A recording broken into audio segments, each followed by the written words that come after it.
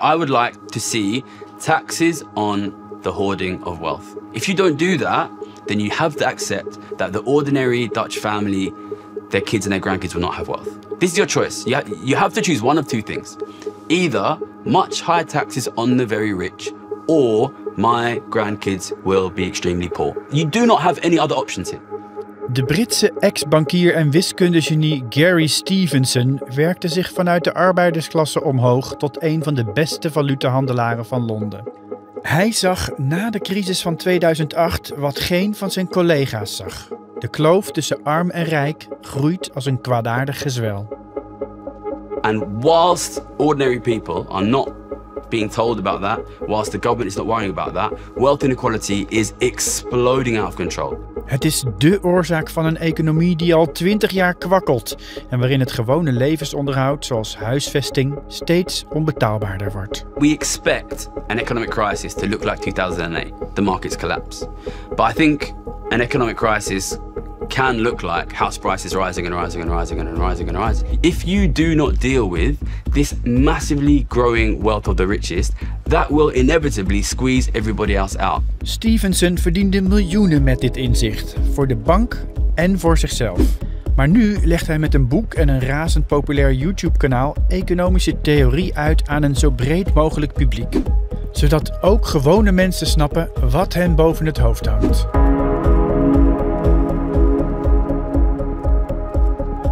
I started in the end of June 2008, so just before the Lehman crisis, the credit crisis of 2008.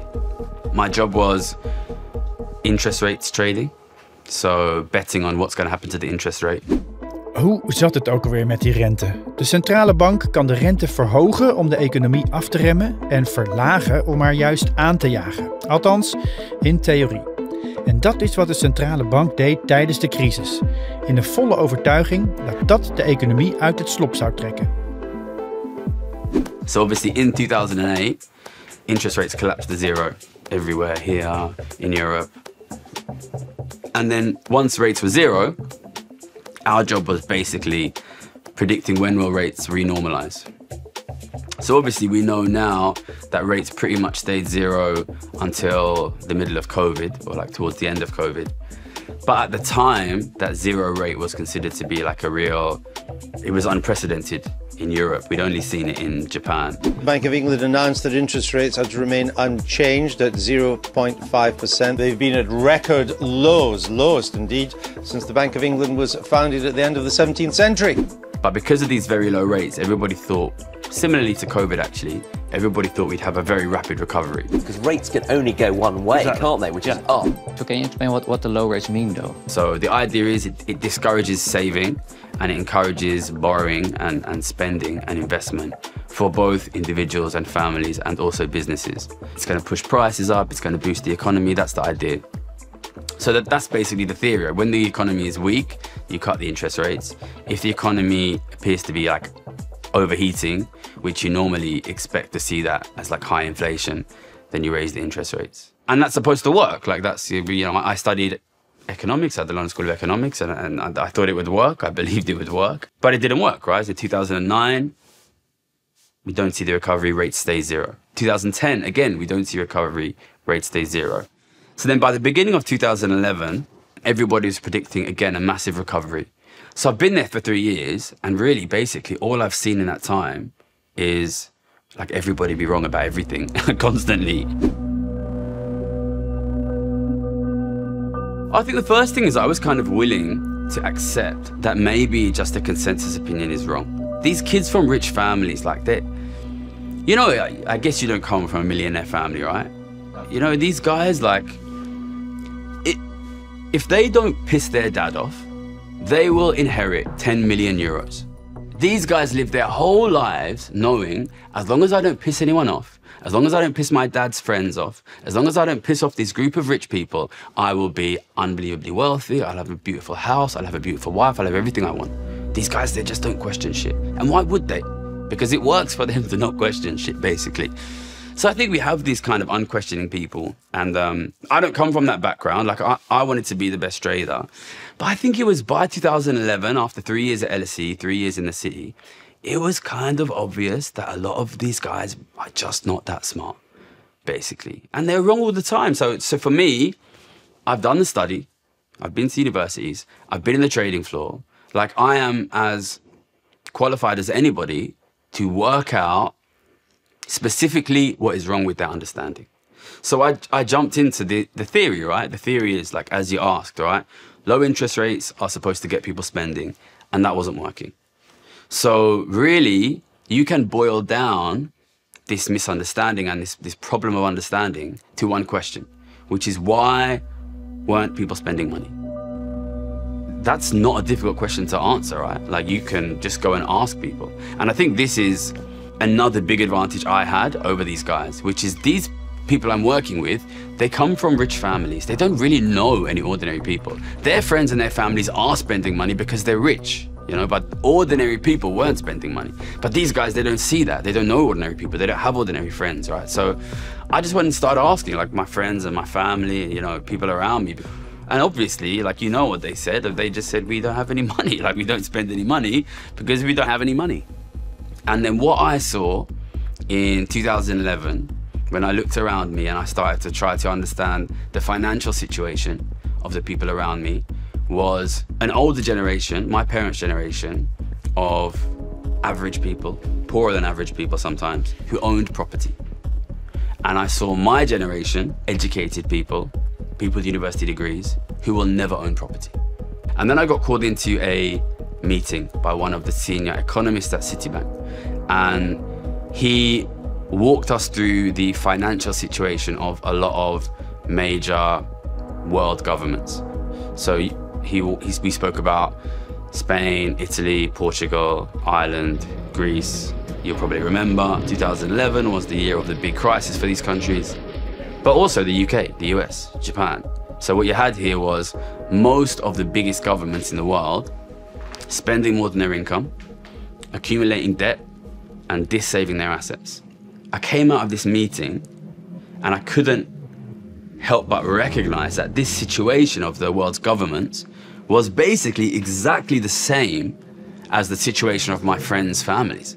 And what really, like, struck me about this was, like, in theory, it's impossible. Like, it shouldn't be possible for both the public sector, the state sector, and the private sector, the individual family sector, to lose their assets and to accumulate debt and to spend more than their income. These two things should not simultaneously be possible, but they were happening. Like, there needs to be some balance. Like, somebody out there needs to be accumulating assets and accumulating credit, being on the other side of the debt, and spending less than their income. There just has to be some group doing that. And then obviously I was in, you know, this skyscraper here behind us, and I walked back to my desk and I sat down and I turn around, I look around me, and I'm surrounded by these millionaires, right? And you suddenly realize that's what's happening. What's happening is the government is being aggressively starved of wealth, losing its wealth. Recession and the government's policies have together destroyed the public finances. We will all be paying the price for a generation. The wealth is being sucked out of the middle class, and that wealth is being accumulated by the rich and the very rich.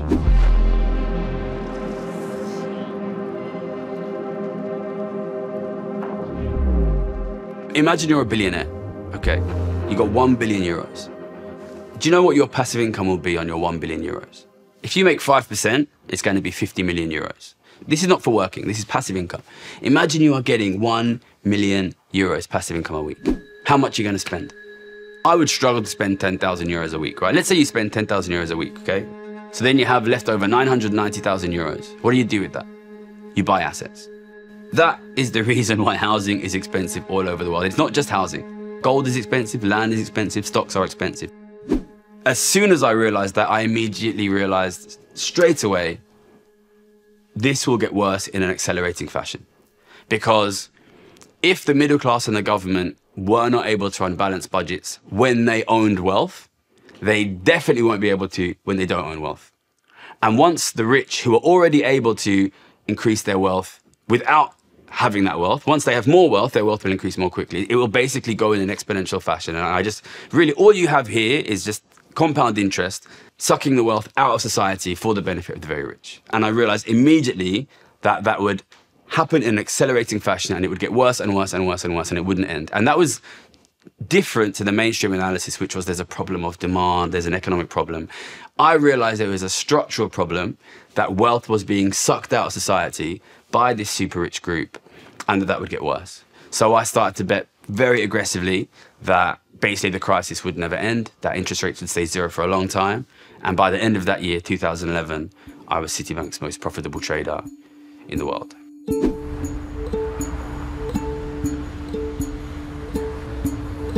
Do you have any feelings of guilt? Personally, I don't think so. Because, I mean, I didn't cause this crisis to happen, you know? Obviously, I was, like, proud that I was right. You know, it's kind of a scientific way to do a thing, you know? And you can do that in a way that's non-emotional. And that's that kind of thinking, you know, you can't afford to be emotional, I think, and also be a good trader. I think, personally, a big part of being a good trader is being able to kind of cut yourself off from your emotions and make this clear, non-emotive analysis. But at the same time, you do recognize, like, fuck, like, what does that mean? Like, if I'm right, what does that mean? What are the consequences? Hi, this is Dr. Gill. Hello. Hi. I have an appointment. I don't. I just wanted to check something. I couldn't get through on the phone. So there's a private appointment and then there's a NHS-sponsored appointment. Is that right? So we don't offer NHS services here. We are just a private clinic. So what you can do is you can claim things back if you have insurance. Yeah. But we are not like NHS. Okay. We're just private. Two big consequences of that are, one, a big collapse in middle-class wealth, but also a big collapse in government wealth. And the Netherlands is a little bit behind on this, because I know the Netherlands doesn't have the same kind of large debts that we have here. You will be, in a relatively short time, exactly where the UK is now. Which is, if you allow the richest people to accumulate enormous amounts of money, it will become impossible for poorer people to compete with them.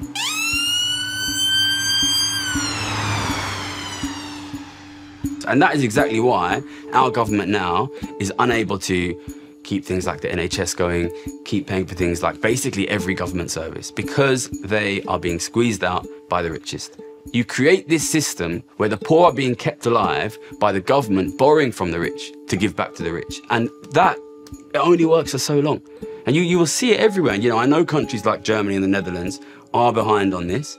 You will end up exactly where we are now, just like we are ending up exactly where Italy was and where Greece was. If you do not deal with this massively growing wealth of the richest, that will inevitably squeeze everybody else out.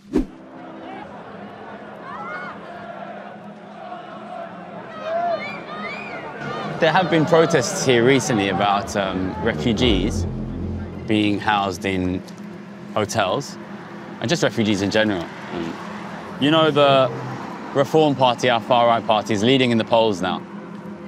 And they make a big deal out of refugees and asylum seekers. And there is a hotel just down there where refugees are being held. But these flags are the symbol or something. I guess they're trying to say, like, England for the English or something. But I mean, I haven't heard about them, but they're not supposed to be there. There's an awful lot of them around here. It's not just one or two. What does it mean when living standards are collapsing? What does it look like? You can't afford a house. You're struggling to pay the bills. You can't get a decent job. They can't afford the childcare. Like, this is what it looks like. Government services being slowly reduced. That's what it looks like. It looks like being squeezed out. Well, I think what also happens is it happens quite generationally. You have this interesting thing where, like, everybody's life gets better over time, but you have this big generational shift. Young people today, they are, in many cases, getting richer over time, but they're significantly poorer than their parents were at the same age. Groeiende ongelijkheid hangt als een donkere wolk over de middenklasse heen, zegt Stevenson. Volgens hem is dat een wiskundige waarheid. Maar de gangbare economische cijfers vertellen vaak een ander verhaal. So people think of an economic collapse like 2008, like COVID, like a stock market collapse. I don't think that's going to happen. I mean, of course, every now and again you will have these shocks and the stock market will fall. But actually, when your crisis is inequality and the richest are getting very, very rich, that's actually good for stocks. Because rich people they basically want to buy assets. So I think stock prices will go up. And also, it's not necessarily bad for the kind of big economic statistics that people ordinarily look at. Because what you're having is not an economic shrinking. You're having a change. So economic power is shifting away from the masses, away from governments towards the very rich. But they will also spend money. And what you'll see is the economy change in shape. Really what you have is a bifurcation. You have a splitting. You have this weird situation of the official economic statistics don't look that bad. And living standards for the 90%, especially the bottom 60%, are collapsing. And that is not showing up in the statistics because the statistics only look at the averages, and the top 1% and the top 5%, but especially the top 0.1% are doing unbelievably well.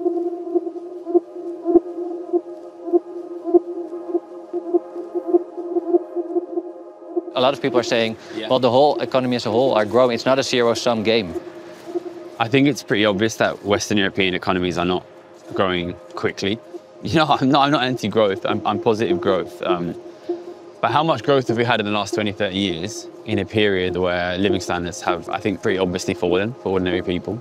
I think growth has become almost just like a kind of idiotic mantra, where you just think if we just say growth, growth, growth enough times, living standards will get better. Like, it's not working. I think it's obviously not working. Het allerbeste voorbeeld van misleidende economische statistieken is de huizenmarkt, zegt Stevenson. The big thing that shows is access to housing. When house prices go up, economists say people are getting richer. But tell me, realistically, if the house price goes up 10 times, are we richer? The only way, okay, I know you've just bought a house, right? And maybe you want to have a family and you want to raise a family in that house, okay? If your house price goes up 10 times, are you richer? In what way are you affected? The only way that you can actually get that money, benefit from your house price going up, if you own just one house, is to sell your house. And if you sell your house, where the fuck do your kids live? Because if your house is 10 times more expensive, then they can't buy one. So house prices going up, the only people that benefits is people with multiple houses.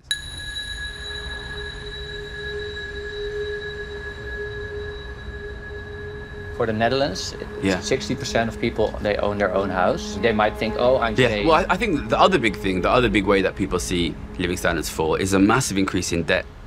So people, maybe they can own their own home, but if you look at how much debt they need to take on to own their own home, that's another huge thing. And I think it's very important people realize, I think people often don't realize that debt is not to nobody. If you have a debt, that is a credit for somebody else. But I think it's interesting because we are kind of, we expect an economic crisis to look like 2008, the markets collapse. But I think an economic crisis can look like house prices rising and rising and rising and rising and rising. But people think high house prices are a good thing. But I mean, they're obviously not. Is high food prices a good thing? Is high energy prices a good thing? If the biggest single thing which an individual spends money on in their life is incredibly expensive, that is a very, very, very bad thing. Unless you are the person who owns all the houses. I think the problem is caused by growing inequality of wealth. So you need to, at the very least, try to stop or dramatically slow the growing inequality of wealth. And I think that has to be about the tax system. We campaign for 2% tax on wealth above 10 million. The truth of the matter is that will not be enough because these guys make 5, 6, 7%. If you don't tax them close to their rate of passive income, their wealth will grow and grow and grow and grow and grow.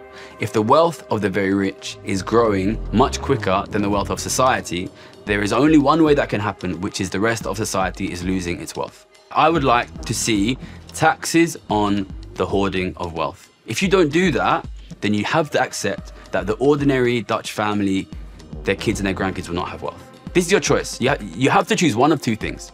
Either much higher taxes on the very rich, or my grandkids will be extremely poor.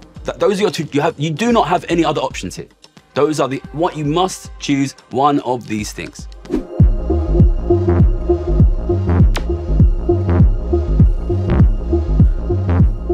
People say, you can't tax the rich because they don't have the money. What they have is the assets.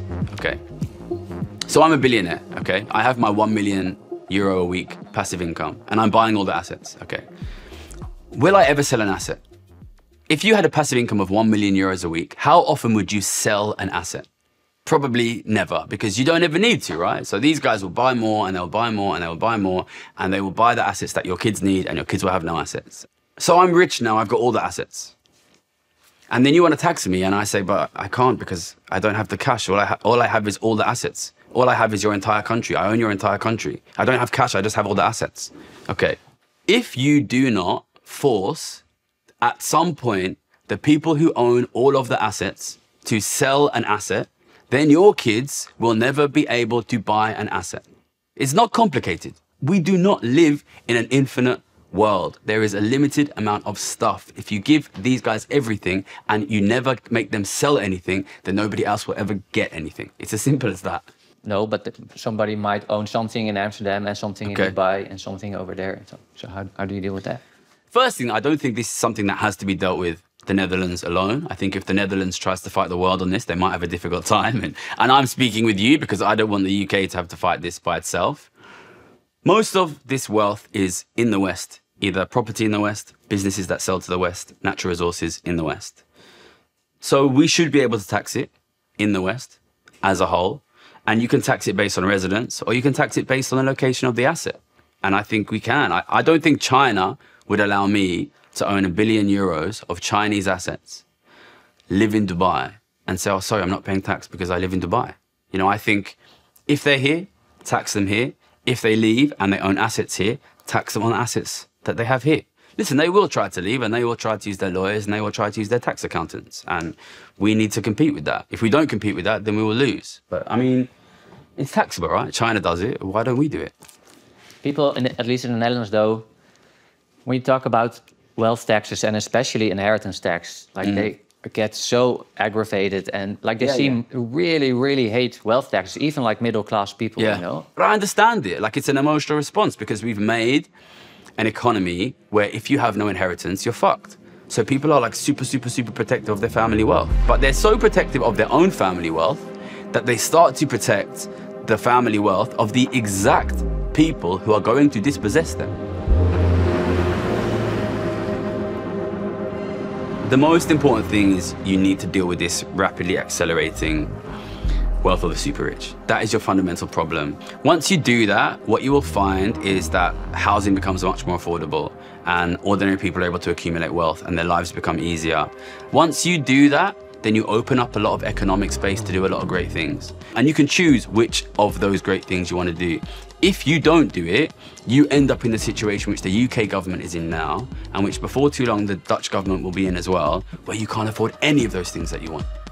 So really, you know, I'm not a perfectionist or an idealist. You know, once you fix the problem, I'll go on holiday to the Philippines and you guys can do whatever you want. But yeah, I'd be happy to see working people pay less for sure.